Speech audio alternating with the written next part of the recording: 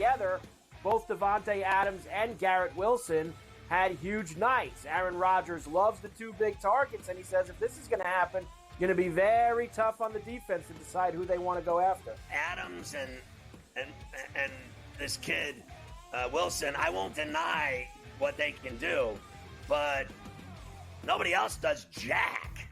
Pharrell Coast to Coast, only on SportsGrid. Are they definitely done with Daniel Jones from this point? And any shot that Dable is off the sidelines, meaning he gets fired before next season? They have a general manager in Joe Shane. Every big move has to get approval by ownership. So look, the bottom line is they don't know who their future quarterback is past this season. Tommy DeVito's clearly not the answer. They don't have it. Drew Lock's not the answer. Pro Football Today, only on SportsGrid. A lot of concern, I would say, for Georgia in Carson Beck. 3 interceptions once again. His third 3-interception game in the last 5 for UGA. You can argue if they had Alex Orji as their starting quarterback for Georgia, they would be perfect and unbeaten right now just by not turning the football over and running it with your talented backfield. The Early Line, only on SportsGrid.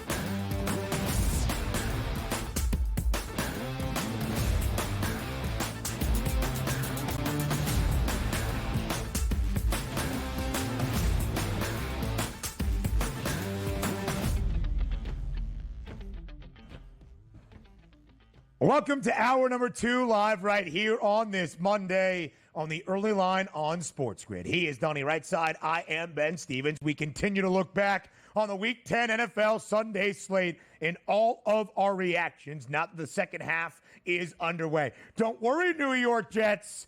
Your time is going to come here in the next few minutes as we like to poke fun and have some fun here on TEL. We'll recap the second weekend of November in college football, week number 11, with how significant each and every Saturday gets in the final month of this regular season. And then we will preview the end of week 10 in the NFL, Monday Night Football in Los Angeles between the Rams and the Dolphins. All of that DRS in our second hour here on this Monday. Yeah, long way to go. Love Mondays. You know, the energy is always high from the exciting Saturday college football, the Sunday football, NFL slate. Monday Night Football will get you ready for it tonight, which does have some juice we can get ready for. And also, coming Thursday night, that new NFL week is going to come so quickly here because the Philadelphia Eagles are going to take on the Washington Commanders. But we do have a lot more blasting to do of what we saw yesterday, which does include those New York Jets that not only hurt my feelings, they hurt my wallet yesterday. Can't have that.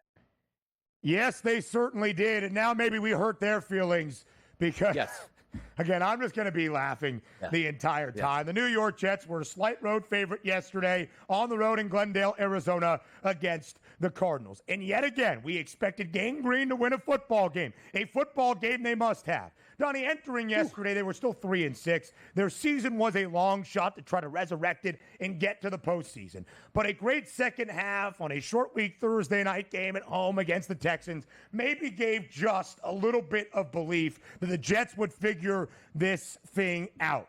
No, never, not going to happen. As the Cardinals absolutely drub the Jets yesterday at home in the desert, 31-6. Arizona wins its 4th consecutive game. Arizona wins outright as a short home underdog of 1.5. And in this 4-game win streak, the Cardinals have overcome the odds expectation to win outright as an underdog in 3 of those 4 wins. The New York Jets never overcome expectation. They falter on even the most minimal expectation each and every single week. So maybe all you can do is laugh, and if you are a Jets fan or backer, maybe you smile through the pain because the season is now officially kaput.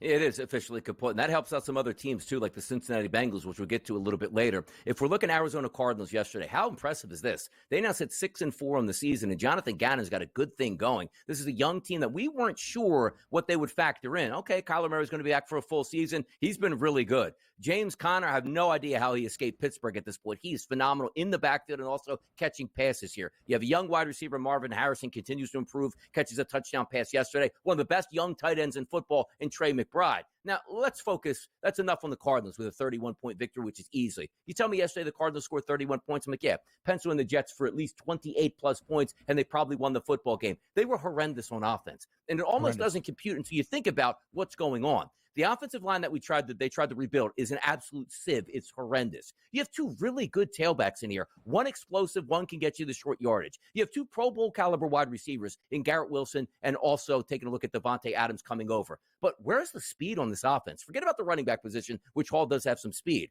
Garrett Wilson's not a deep threat. Davante Adams isn't necessarily a deep threat. You have tight ends that are insignificant, and the play calling on Aaron Rodgers, who can't move nearly as well as he did just 3 years ago before that Achilles injury. You're calling 5 wide receiver sets where nobody can win off the line of scrimmage. And the minute you get Aaron Rodgers off his spot, the play is over. Remember all those plays in Green Bay, Ben, that he would make where it's like, you know what? He avoids 2 pass rushers, steps aside, and the flick of a wrist, it's 30 yards downfield to Jordy Nelson or a younger version of Davante Adams. That's completely gone. Yeah. They are a horrendous offense, and the blueprint is out. If they go with a 5 wide-out set or 1 tight end and nobody to chip the pass rushers, just bring an extra blitzer. You will smash that pocket every time, and nobody's going to win. And you know what the biggest thing I saw yesterday was? Nobody's on the same page. How many quick sight adjustment plays did Aaron Rodgers have where he threw to nobody? And I'm talking about, Ben, where the guy went left and you threw right. I went long, you went short. I went short, you went long. It was a disgrace. It was almost like the Jets didn't even prepare for this football game. And we weren't talking about going on the road and beating Kansas City. It was the Cardinals, who are a good football team, that embarrassed you every step of the way. 22 of 35 for 151 yards and did not throw a touchdown. That was Aaron Rodgers, 4.3 yards per attempt. All right, how about Breece Hall and the young and talented Braylon Allen? 79 rushing yards. If it's Todd Downing calling the plays or Aaron Rodgers making the offensive game plan or Nathaniel Hackett now up in the booth or interim head coach Jeff Ulbrich, it does not matter. The season is over. And you did this to yourself, Woody Johnson, Joe Douglas, Aaron Rodgers. You invested in a 40-year-old quarterback who is more concerned about darkness retreats than winning football games. Well, the darkness is in front for the Jets and Aaron Rodgers. Donnie, I've said this so many times. You see the updated outlook, 6.5. Their playoff price entering week number 10 was plus 390 because of the win at home against Houston. It's plus 710. A 13-year playoff drought for New York, by far the longest in the NFL, is going to reach 14 consecutive seasons. Have the Jets set themselves back because of all the investment into Aaron Rodgers and letting him wear the pants and make all of those critical decisions? Perhaps not. Set themselves back from what? Again, they have not made the postseason in 13 straight years. But this year plus with Aaron Rodgers is going to be looked at as an absolute disaster. And I'm not sure what lays ahead in 2025, but if I were the Jets, I would draft a quarterback and end this at the end of 2024. That would be it. See you later. Davante, thanks for being here for a couple of years. Sorry we wasted draft capital on you. Be done with it now because the experiment failed mightily for Gang Green. And the best part about it is they can't escape it, Ben, because you're on the hook for another monster year next year of guaranteed money for Aaron Rodgers. It's almost like they have to keep the band back together. But also, you see all this time we're taking a look, spending this on Aaron Rodgers and that offense. This defense that is supposed to be elite, top 10 at the low bar, top 5, maybe even the best. Look at that. Every single position they can win at. Pass rusher, linebacker, secondary. They are an absolute sieve. And thank goodness you fired Robert Saleh, who was the captain of that defense, and they're actually playing decent defensive football. It's completely fallen through. I don't know who wants to take over this job because it will be rebuilding, but make no mistake about it. They are so in right now, Ben. You can't even make those moves in the offseason to improve your team. You're probably capped out. You can't get rid of the quarterback. If you draft a quarterback, Aaron Rodgers is going to isolate that guy and probably try to make him quit within 3 months like he does to every backup quarterback that he has. Healthy organization, it ain't the Jets. Certainly not, Donnie. Now let's highlight a healthy organization in Arizona. The Cardinals with Jonathan Gannon, since the beginning of last year as their head coach, an underdog in 24 of 27 games, 14-10 against the spread, and now they have won outright 3 times in the last 4 games. 4-game win streak. The Cards are 6-4, 2 games above 500. The Jets, meanwhile, as we said, just 3-7 and 3-4 straight up as a favorite. Again, when the odds expected them to win. Kyler Murray, 3 total touchdowns yesterday. James Conner, 113 total yards and a score as well. Arizona remains in the top spot of the NFC West at 6-4.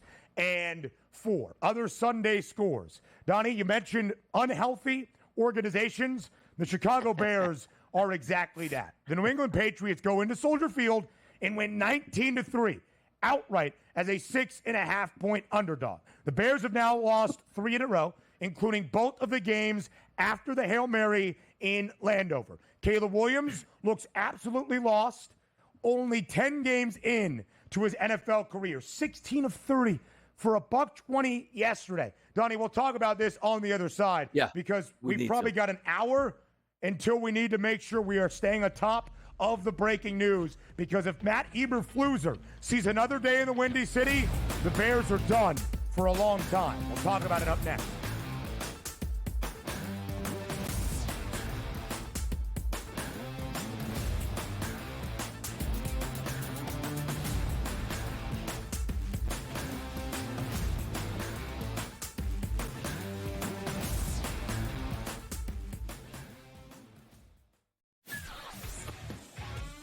Together, both Davante Adams and Garrett Wilson had huge nights. Aaron Rodgers loves the 2 big targets, and he says if this is going to happen, going to be very tough on the defense to decide who they want to go after. Adams and this kid Wilson, I won't deny what they can do, but nobody else does jack. Pharrell Coast to Coast, only on SportsGrid. A lot of concern, I would say, for Georgia in Carson Beck. 3 interceptions once again. His third 3-interception game in the last 5 for UGA. You can argue if they had Alex Orji as their starting quarterback for Georgia, they would be perfect and unbeaten right now just by not turning the football over and running it with your talented backfield. The Early Line, only on SportsGrid. Anyone that's been to a sporting event, the atmosphere before a game, I think Game Time Decisions has that same exact atmosphere. This is our arena.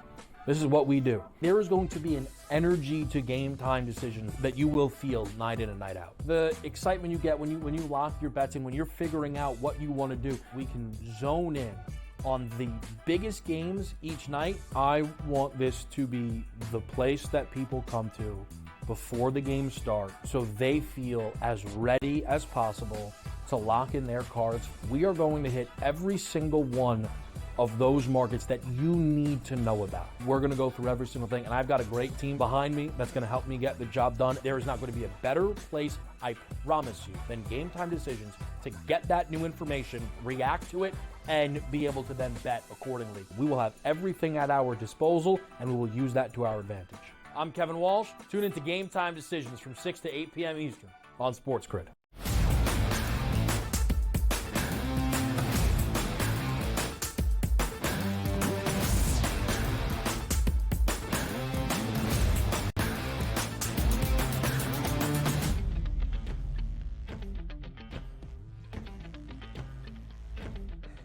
We close out our recap of the NFL Week 10 Sunday slate live right here on a Monday morning on the Early Line on SportsGrid. DRS, I said it before the break.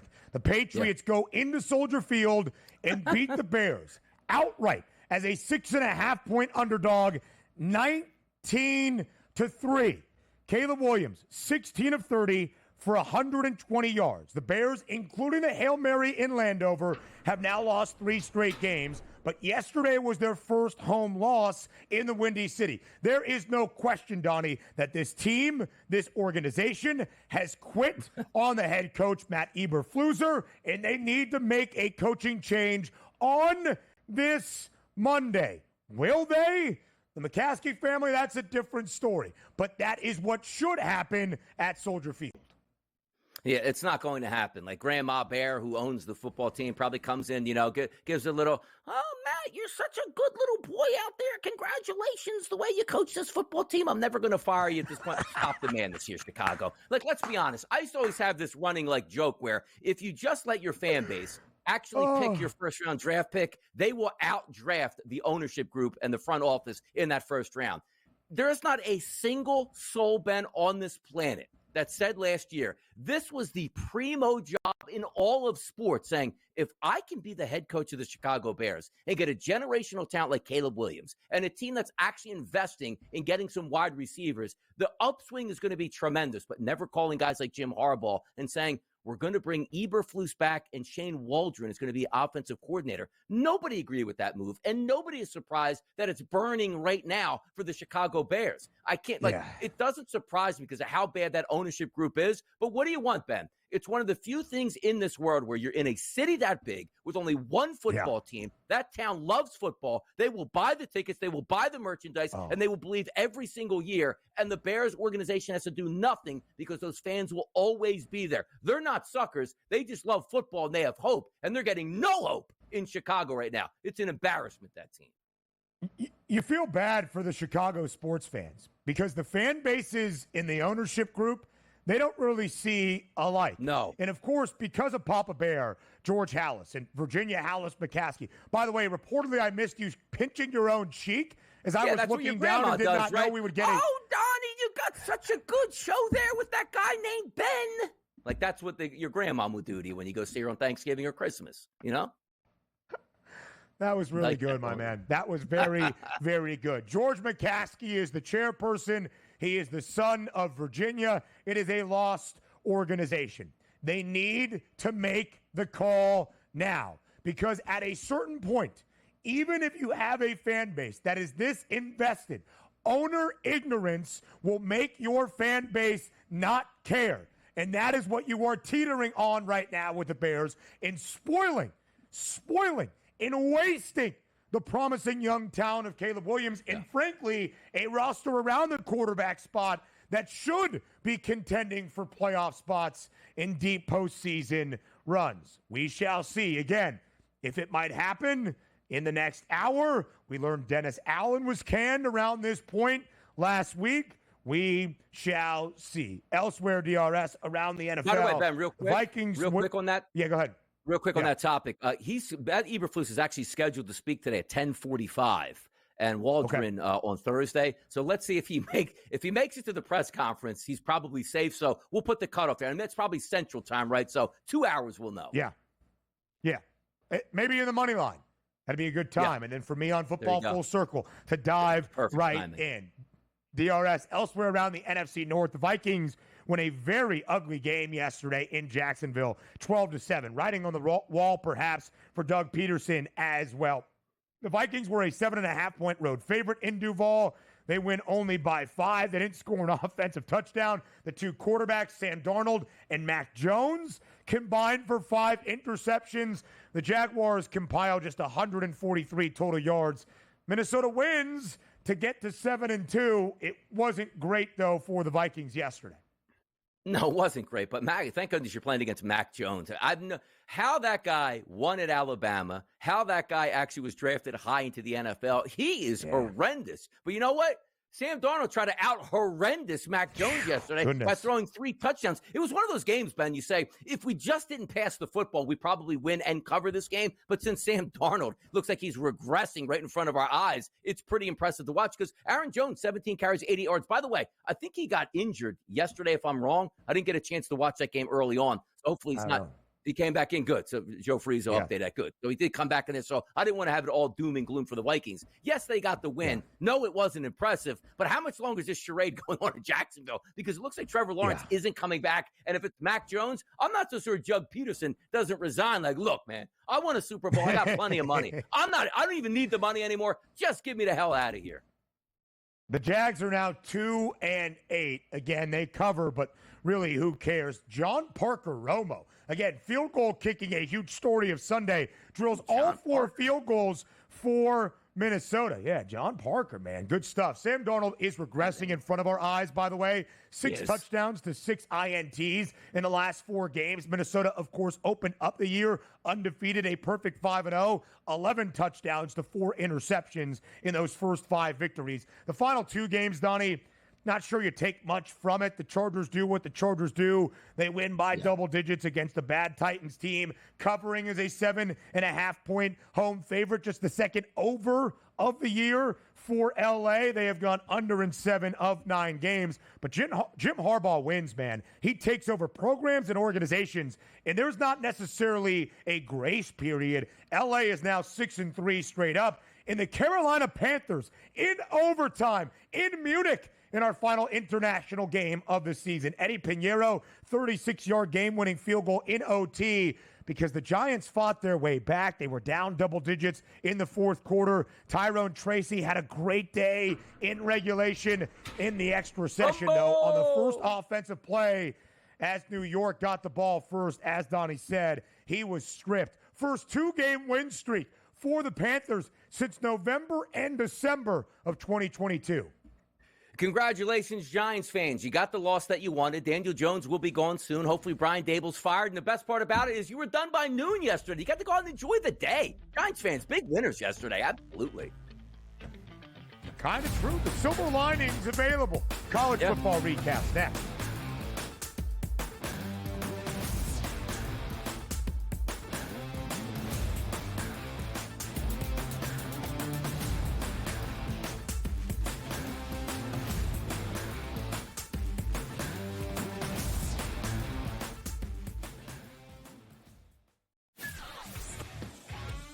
Together, both Devontae Adams and Garrett Wilson had huge nights. Aaron Rodgers loves the 2 big targets, and he says if this is going to happen, going to be very tough on the defense to decide who they want to go after. Adams and this kid Wilson, I won't deny what they can do, but nobody else does jack.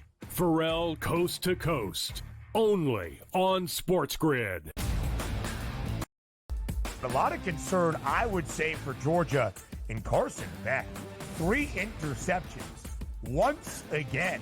His third 3-interception game in the last 5 for UGA. You can argue if they had Alex Orji as their starting quarterback for Georgia, they would be perfect and unbeaten right now just by not turning the football over and running it with your talented backfield. The early line, only on SportsGrid. Anyone that's been to a sporting event, the atmosphere before a game, I think Game Time Decisions has that same exact atmosphere. This is our arena.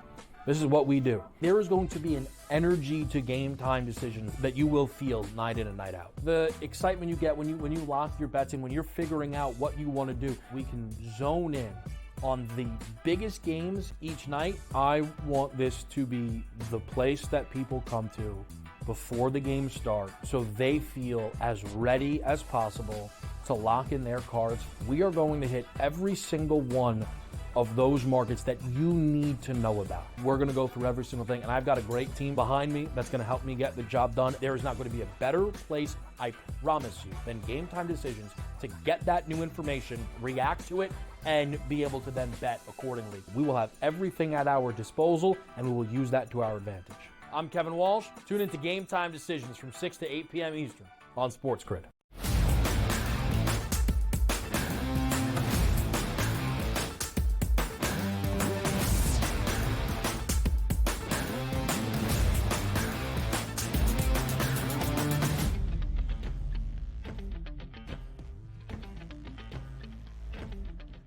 The second Saturday in November. It's the final month of the college football regular season in 2024. And as Donnie Rightside Pro Expansion knows very well, after the first college football playoff rankings, and you see how the committee is viewing the entirety of your resume and your year so far, you understand how much ground you might have to make up to now be in the first ever 12-team field, or how much wiggle room you have or do not entering the final few weekends of this college football season. And that was amplified, DRS, on a significant Saturday, once again in the SEC. The biggest win of the Lane Kiffin era in Oxford. Ole Miss at home in the Grove as a slight 2.5-point home underdog on a rainy and sloppy and wet Saturday.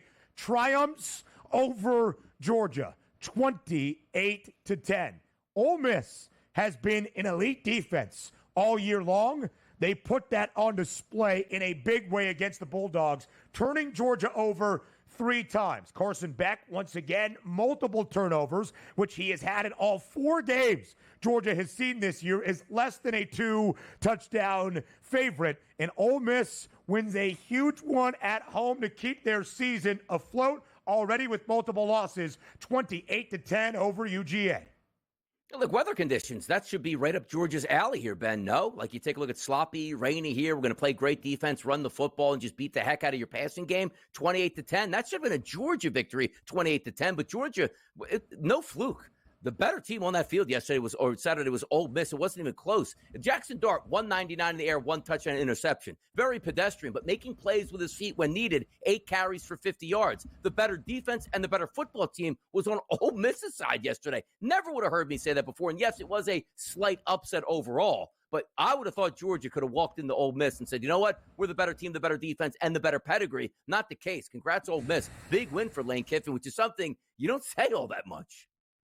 Yeah, you really don't, DRS. 7-9 straight up against ranked foes during his time at Ole Miss. Better than his overall career record against ranked foes as a collegiate head coach, but a huge, huge victory. Jackson Dart, who wasn't great either, injured early, came back and gutted it out. And again, Ole Miss's defense doing exactly what it needed. They entered Saturday, Donnie, facing 645 snaps on the defensive side of the football this season. 3rd most among a Power 4 conference program because of how quickly Ole Miss likes to play offensively. They were only allowing 4.4 yards per play. That was 4th best. Every other team in the country that had been on the field for more than 600 plays was allowing more than 4.8 yards per pop. That is how good Ole Miss had been, and we saw that on display against Georgia. The first loss for the Bulldogs since the middle portion of 2020. Donnie, since that time, the middle portion of that 2020 season, 53-3 straight up for Georgia. All 3 losses against the same program in Alabama. First loss for the Bulldogs against a non-Alabama team in a very, very long time. Speaking of the Crimson Tide, slight road favorite in a night game inside Tiger Stadium. That does not often lead to results for the road team. It did in a huge way on Saturday. Roll Tide indeed. Alabama absolutely paced LSU inside Tiger Stadium, 42-13, easily covering as a 2.5-point road favorite. I'd like to hear be a fly on the wall in Brian Kelly this week where you say, okay, defensive coordinator, we couldn't stop a running quarterback for Texas A&M. Great, we have a week to get ready and prepare because we should be able to handle Milroe knowing what's coming here. 12 carries, not 20, 12 carries, 185 yards, and 4 touchdowns. And some of these plays, Ben, you were watching going like, you know the quarterback draw is coming and basically going untouched the distance multiple times. Milroe was absolutely sensational in a rainy environment where it looked like he was the only one that had cleats that weren't allowing him to be slip and sliding across the field. 42-13, an absolute pasting of LSU at night in Baton Rouge. That never happens. Close losses, yes, might happen time to time. 42-13, that's flat out embarrassing, and that does probably end LSU's season of hoping to get into the playoffs. 3 losses now for the Bayou Bengals. 3 ranked SEC foes. Garrett Nussmeier, 8 interceptions in total in those 3 games. Jalen Milroe, in his 2 starts against LSU last year, 155 rushing yards, 4 touchdowns. This year, $185 and 4 touchdowns. Here are the updated outlooks for those SEC contenders. SEC odds, Alabama the best price of everybody. Ole Miss does have 2 conference losses, but you see the CFB odds. Ole Miss and Alabama in a good spot. More on the early line next.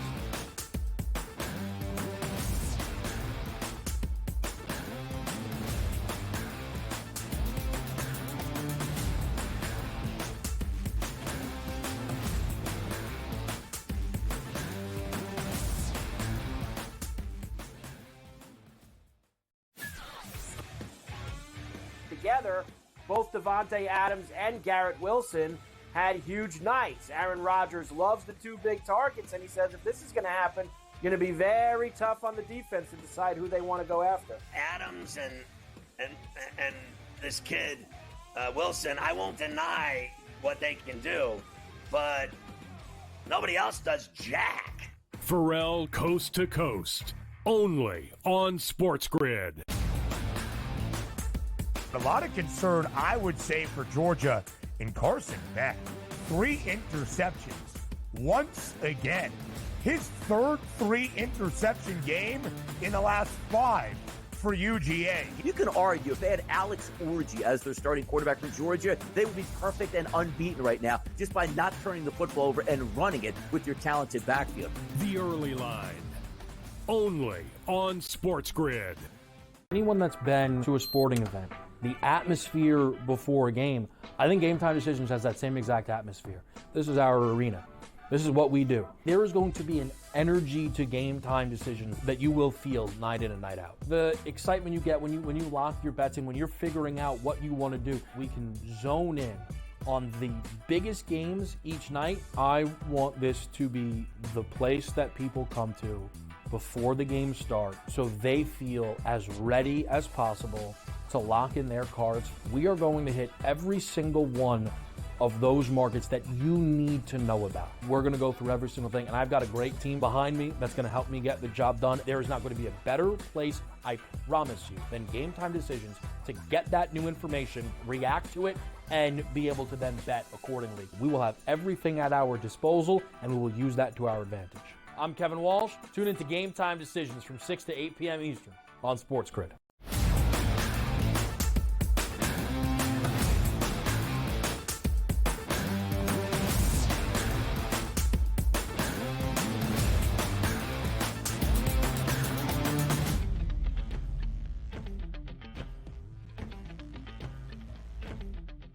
All right, Donnie right side, the time has come. 5 FBS programs entered Week 11 in the second Saturday of November in this college football campaign. Perfect, undefeated, including Miami at 9-0 for the first time since 2017. No longer an O, but a 1, as the Canes went into Atlanta to take on Georgia Tech at Bobby Dodd as an 8.5-point road favorite and come out on the losing end outright. We'll talk about the Bees and how good Brent Key and the Yellow Jackets have been as an underdog in his tenure.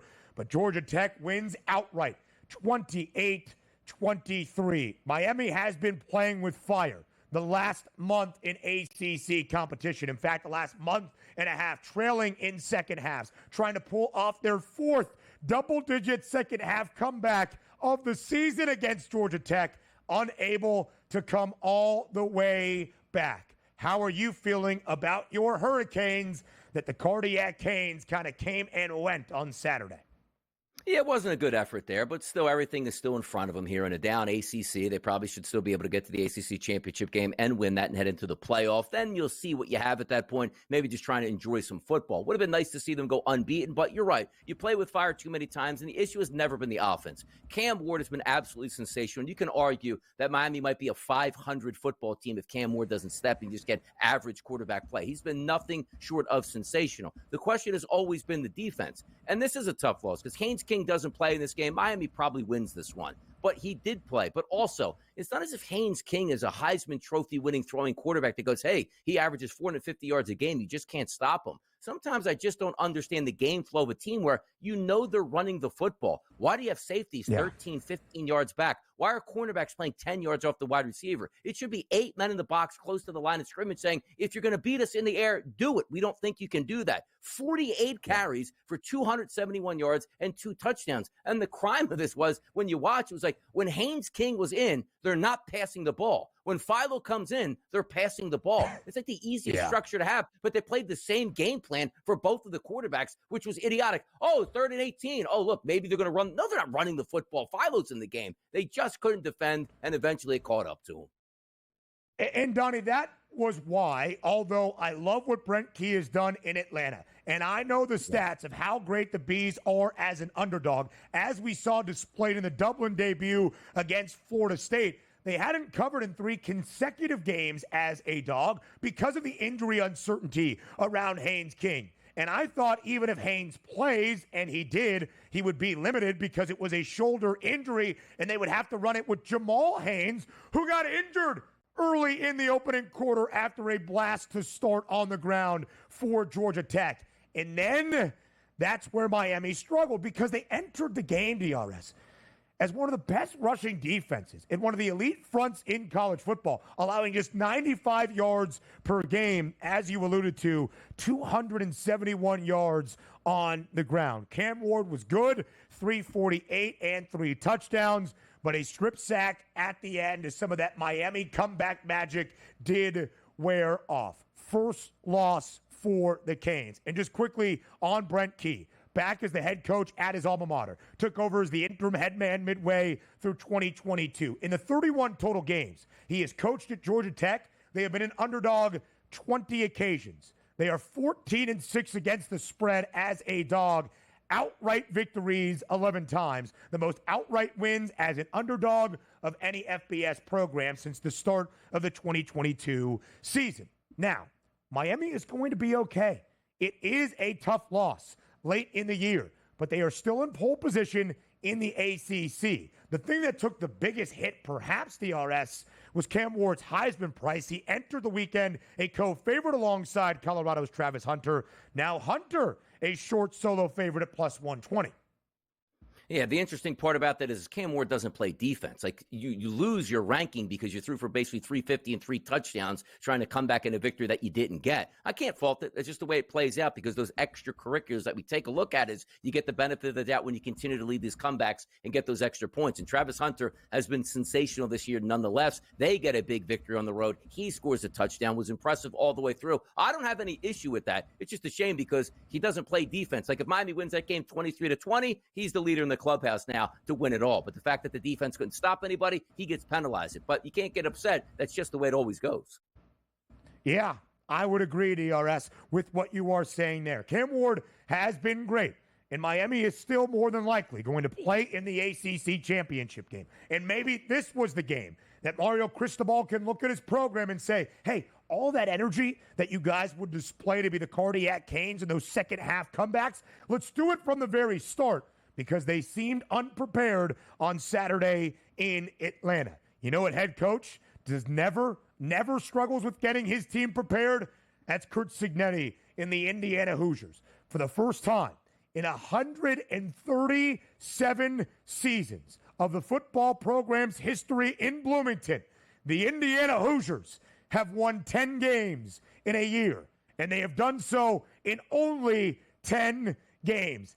10 Indiana holding on at the end to beat Michigan 20-15. The first time for IU this season, any of their victories did not come by at least 2 touchdowns. But as we said, and we highlighted with the Lions, championship caliber teams find multiple different ways to win. Indiana did that on Saturday, holding on and outlasting the Wolverines.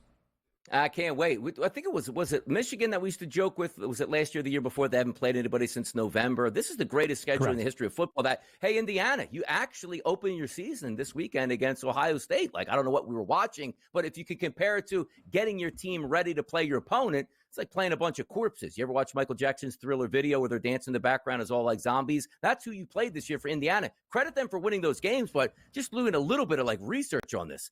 UCLA 3-4 in conference play. Maryland 1-5. Northwestern 2-4. Nebraska 2-4. Washington 3-4. Michigan State 2-4. Michigan 3-4. This AD, sometimes when you capitalize on it, get out of Indiana right now. You can get any job you want in the country saying, look, I rebuilt this football program. I'll rebuild yours too, because the going is going to get much tougher starting this weekend. They are undefeated. You can only play the schedule you have. But once again, that AD, damn genius, man. It really is. So, again, I will say, right, we know what the strength of schedule has been for the Hoosiers this year. It will come to a head not this weekend, but next weekend in Columbus against Ohio State. Indiana has opened as a 9.5-point underdog. The strength of schedule right now for IU is 100. The remaining strength of schedule is 8. And sure, everybody should be 10-0 with this schedule. Not everybody should have an average margin of victory north of 30 points per game or cover in 7 of the 9 booked as a favorite in every single game. The game against Michigan is the only game that Indiana even remotely eked by, but I would call it a quality win against a resilient Michigan team who's got a lot of issues, by the way, with Sharon Moore trying to figure out his game management decisions. Indiana is 10-0. It is historic. The Holy War for the 102nd time in Salt Lake on Saturday night, and a controversial ending between BYU and Utah. Indiana, one of the 4 remaining undefeated teams. BYU remains a walk-off field goal to win it, 22-21. There was a controversial defensive holding call in the final 2 minutes on a 4th and 10 for the Cougs deep in their own territory that led to Utah's AD absolutely blasting the officials after the game. He got fined and he looked idiotic because the replays of the call came out and it was defensive holding as clear as day. Yeah, we're upset about that. You're 4-5. Should be more upset about the whole totality of the season, not just beating BYU in a lost cause at this point. That is a bad look at this one because I didn't see the final play. So if it was one of those egregious ones like the Rams got to the Super Bowl over the Saints, I understand. But if it was a true penalty here and he's writing that, stop the madness, man. Sore loser. It was a true penalty. Maybe worry about why your offense was blanked in the second half and not what that defensive holding call led to. More around CFB next.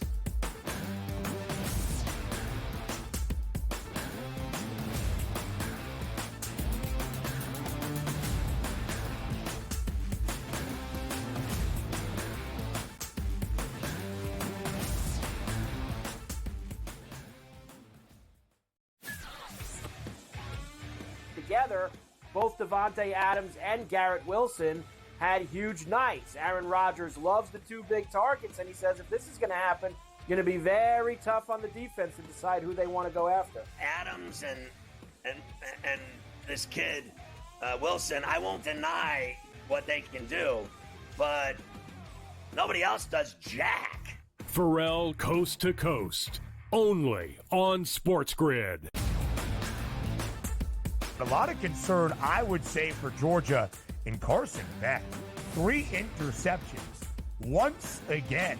His 3rd 3-interception game in the last 5 for UGA. You can argue if they had Alex Orji as their starting quarterback for Georgia, they would be perfect and unbeaten right now just by not turning the football over and running it with your talented backfield. The Early Line, only on SportsGrid. Anyone that's been to a sporting event, the atmosphere before a game, I think Game Time Decisions has that same exact atmosphere. This is our arena. This is what we do. There is going to be an energy to Game Time Decisions that you will feel night in and night out. The excitement you get when you lock your bets in, when you're figuring out what you want to do, we can zone in on the biggest games each night. I want this to be the place that people come to before the games start so they feel as ready as possible to lock in their cards. We are going to hit every single one of those markets that you need to know about. We're going to go through every single thing, and I've got a great team behind me that's going to help me get the job done. There is not going to be a better place, I promise you, than Game Time Decisions to get that new information, react to it, and be able to then bet accordingly. We will have everything at our disposal, and we will use that to our advantage. I'm Kevin Walsh. Tune into Game Time Decisions from 6 to 8 p.m. Eastern on SportsGrid.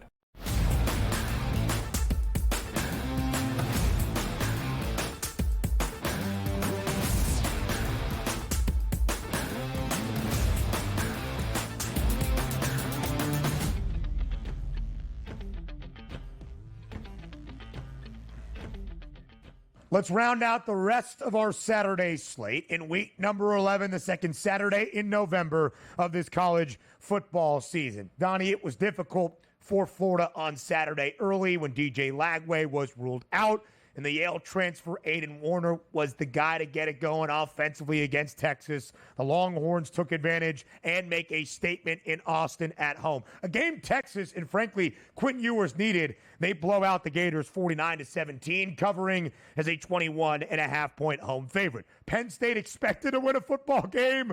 Darn good. As an underdog, we know that's a different story. They beat Washington in a whiteout in primetime, 35-6, covering as a 12.5-point home favorite. And just when you think things can't get worse for Florida State, they do. They get absolutely hammered in South Bend, 52-3 by Notre Dame. They were a 24.5-point pregame dog. No issue for the Irish covering that number. Now, Marcus Freeman and the Fighting Irish look darn good outside of playing MAC teams, but Mike Norvell and Florida State in a tailspin, DRS. 1-9 after a 13-1 season a year ago. It is on track to be the second worst year-over-year drop-off in decline in the history of college football since 1960. Like, you'd have to think, do they even have a recruiting class coming in? Like, is this a time where, like, everybody can make their dreams come true? If there's one stars in high school, like, there's so many jobs open at Florida State because nobody wants to go there. This is a team in tragic turmoil where I guess the only way you can sit in somebody's living room now is, I made a call to boosters. If you want to play quarterback here, I got $20 million cash I'll deliver you next year, because there is no talent on that football team and no direction. There's two ways to change it. As I said, number one is get your boosters to pony up to give everybody $5 million to come there in hopes they want to play. Or number two, fire that head football coach and hire a guy like Deion Sanders to reinvigorate life in his alma mater. Kids will buy back in. But you're right about this. Yeah. I can't ever think of a state institution football team like Florida State. Yes, you're going to have down years. Mike Norvell's already had losing football seasons. But in games where it's one victory and you're getting blown out every single game, that's unheard of at Florida State. And I guess Bobby Bowden from the mid-'70s all the way up into the 2000s, never having losing seasons. Yes, you're not supposed to do that. That's an anomaly. That's how great it was. But you're supposed to hand the torch over and at least play competent football, because every year Florida State should have 6 to 7 automatic victories, let alone bowl season on the agenda. This is one of the most historic, embarrassing efforts. And as a Miami fan, I love to see it.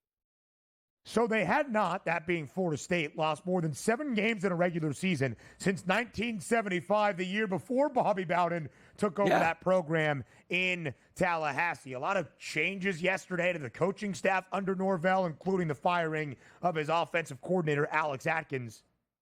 That'll fix it. Boise State, a win on Saturday on the blue turf, but Nevada covers as a 23.5-point underdog. DRS, you wanted the Broncos to let Ashton Jeanty keep the Heisman campaign afloat. 34 carries, 209, 3 touchdowns. I think he's back in the Heisman race. He's back in the Heisman race when, Ben, he should be leading the Heisman race. There's one special night where he could add 500-plus yards rushing, and nobody would have been able to take the Heisman away as long as Boise State continued to win any rush for good performances of +150 or more and multiple touchdowns. I think they let that one slip away, but we still have a lot of football left to play where somebody gets hurt, some team doesn't win. You have a magical night on that blue turf. You can get back in it. No doubt about it, DRS. And speaking of the Heisman Trophy frontrunners, Travis Hunter is that right now for Colorado. And one of the main reasons why, the Buffs could be a college football playoff team. I am not kidding. Listen, I was critical of Colorado in the offseason and early on against North Dakota State and Nebraska when they got beat big in Lincoln. It seemed like the same issues that the Buffs were facing in the first year with Deion Sanders. Hats off and all the credit in the world to Deion Sanders and his coaching staff and the talent on display. They have improved each and every week, and it has been tremendous. Colorado hammers Texas Tech on the road, covering as a 4.5-point favorite, winning by 2 touchdowns. Travis Hunter near 100 receiving yards once again. And Shedeur Sanders pretty clean with the football against the Red Raiders. But CU defensively stands out to me. Regardless, Donnie, the overall point being, Colorado is now the favorite to win the Big 12 because CU controls its destiny to a Big 12 championship game, even in front of undefeated BYU by $0.50 at a plus 135 price. The Buffs are going to play more than likely in the Big 12 title game, and Colorado has a legitimate opportunity and a good one and a favorable path to be a college football playoff team in 2024. Be big ratings, too. And also, shout out Warren Sapp, first-time coach there, takes over that defensive line, Ben. Down a couple guys. They were absolutely dominant in the pass rush game here. So it's one of those defenses that used to just be able to run over. Not so much anymore. The offense playing much better. Travis Hunter, yes, he's a sensational player. Probably will end up winning the Heisman. But I got another thing from this football game, Ben. Texas Tech, I love pageantry, college football. You know this. Big games, big environments, so much fun. That Texas Tech Red Raiders crowd was ready. But I was introduced to the tortillas and, you're able to throw in the stands, which is cool. You start the game, the Big Five in Philadelphia. A lot of times you used to play at the Palestra. The first basket that's scored by either team, they rain down streamers on the court. It's understandable. You stop the game, but they don't rain streamers down the entire game. How could you have it possible in college football where you're allowed to just at like kickoffs, punt returns, referees, sidelines getting blasted by these tortillas while you're playing the football game? Why is that okay in college football? Like, did I miss something here? Part of the tradition. Why can you have a live tiger on the sideline in Baton Rouge? But I mean, he's not tackling. He's not hitting players. You know what I mean? Like you watch the kickoffs in that game. Like you were being pounded by tortillas, and nobody seemed to give it. Like if you were in the Orange Bowl, Miami. Like imagine if you were out to throw oranges the entire game. It's like, hey, that's just the atmosphere here. Yeah, listen, I agree. Right? I think it's a little bit outlandish, and you certainly are exposing players to being in a chippy environment where fans can project and hurl things down on the field. Seems strange. Travis Hunter put a tortilla in his pants, and Colorado leaves Lubbock with the last laugh. I guess at the end, if you win the football games, they stop throwing tortillas. Meanwhile, Army remains unbeaten. Bryson Daly was back. And DRS, when he had been dealing with an injury, normally you ease him back in. 36 carries for $153 at the quarterback spot. Monday Night Football preview next.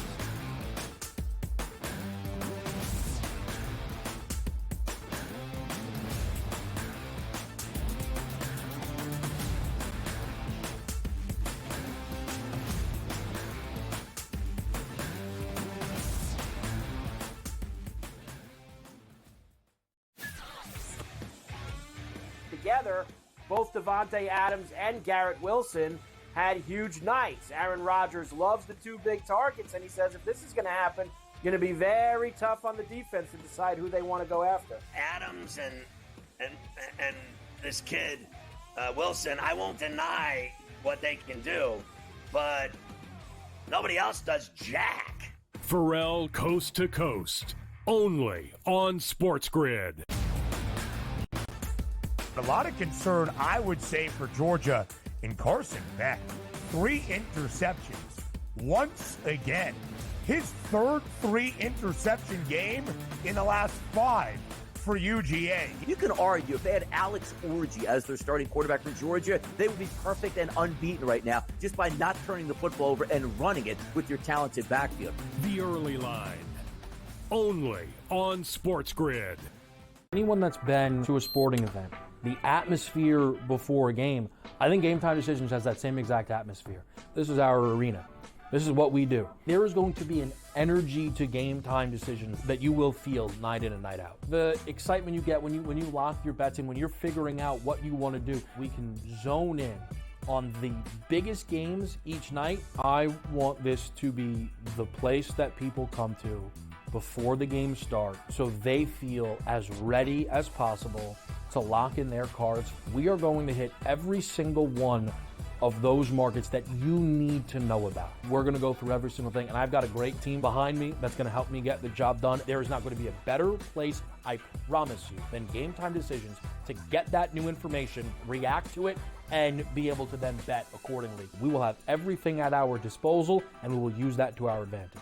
I'm Kevin Walsh. Tune into Game Time Decisions from 6 to 8 p.m. Eastern on SportsGrid.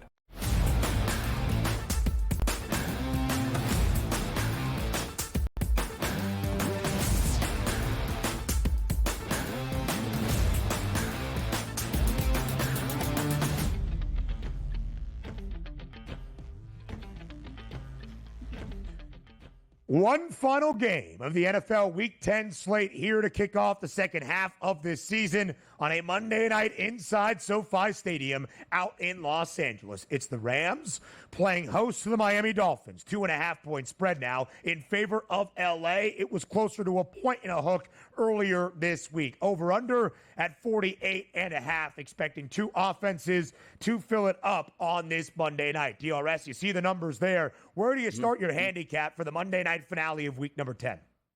Towards the Rams, because you're taking a look at two football teams. And by the way, maybe you sort of upgrade the loss for the Dolphins going up against the Cardinals. You can't lose that game. You lost it close to the Cardinals. That's embarrassing. Cardinals look like they're a decent football team right now, but at the same time, you have one team with the Rams with a victory, Ben, gets them to over 500, and you have right in the crosshairs that NFC West, which you can actually win. The Miami Dolphins, I don't think they're going anywhere this season, and that was a close loss, but a defeating loss where you figure you win that game, you can catapult yourselves, and it looks like all for naught. But do I expect Tua Tagovailoa to have a solid game tonight? Do I expect Tyreek Hill and Jalen Waddle to show up on the outside? Yes, I do. But if I'm giving the nod, I look at that line, it's a little bit disrespectful towards the Rams. They're the home team, and I think they're the better team and the better defense. Matthew Stafford has a pretty good night tonight. I think they pick up the victory, and I think the right side tonight is on those Rams at home.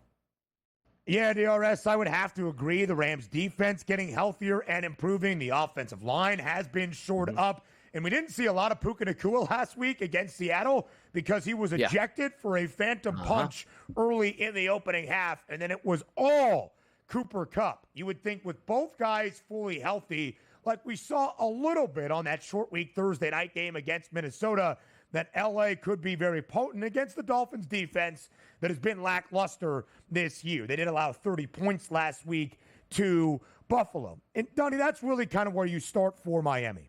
This is a 2-6 football team that, of course, the main story this year for the Finns has been the health and the status of Tua Tagovailoa. And there is no doubt that with Tua back in the lineup, this Dolphins team is dramatically better. The offense looks really good. They had not scored more than 20 points until week number 8 in Tua's return. They had scored 27 in 2 consecutive weeks. The offense is so much better. Tua has thrown for at least 230. He has played clean football, 3 total touchdowns in his 2 games since returning off the IR. But, Donnie, it's also come in 2 losses now, where the Dolphins' season is on the brink at 2-6, and they have been the underdog in both of those games. Or they were the favorite, actually, slightly against Arizona, but the underdog last week against Buffalo, they covered okay. They did not win outright. And so that's the final point I want to make toward the trend. Miami with Mike McDaniel, since he became the head coach in South Florida in 2022, an underdog 18 times, 7-11 against the spread, not great. But what's even more damning for this Dolphins team that is trying to hold on to a sliver of hope that maybe there's an outside shot of a wild card berth, they are just 3-14 straight up as an underdog. It is the second fewest wins outright for any team in the NFL that has been booked as an underdog double-digit times in the last 2.5 years. And really, that's the story for Miami. Not keep the game close and look better, but actually win one outright. Yeah, get some defensive stops. That's what you're looking for, because the issue not with the Miami Dolphins is they're healthy now. Wide receivers are healthy. Running backs are healthy. Offensive line is decent. Tua Tagovailoa healthy. Back-to-back games where you tell me right now, Ben, I'm an NFL coach. All right, you don't know the final score, but I'll tell you scored 27 in back-to-back games. You're no worse than 1-1, and you're probably 2-0, and the Miami Dolphins with Tua Tagovailoa back, zeros on the board. And you take a look at those games versus the Cardinals, which is a loss. It's always like you fought the Bills right up to the end. What a basket, like a 60-yarder to end that game. You were right in that to the end. But those are demoralizing losses where, yes, they're football players. They play for a paycheck. They're going to be ready to play tonight. But wouldn't you be more ready to play if you're 6-2 than 2-6 at this point? We can understand that. The Rams know it's ahead of them. And quite frankly, so do the Miami Dolphins. The Dolphins aren't making the playoffs, but we do have a clean environment. It's turf. Two teams with some speed merchants on both sides here, good running backs, good quarterbacks, and good wide receivers. We should be getting points tonight. We're not on a Thursday night where I usually say, like, hey, you know what? Quick week here, banged up players. And Puka Nacua, who was dealing with that knee injury, probably almost good for him getting thrown out early in that game because he didn't take that wear and tear. We should be looking at some weapons tonight to get after it. 3 straight wins for LA. They have covered in the last 2. Of course, they resurrected their season with 2 wins in a 5-day span that ended with that short week game against Minnesota. They had some extended time off last week. They beat Seattle on the road in overtime, despite not a great offensive effort. They hold on to win. They picked off Geno Smith 3 times, and now more extended rest to get even healthier. We'll continue to preview Monday Night Football when our third and final hour starts up next here on TEL.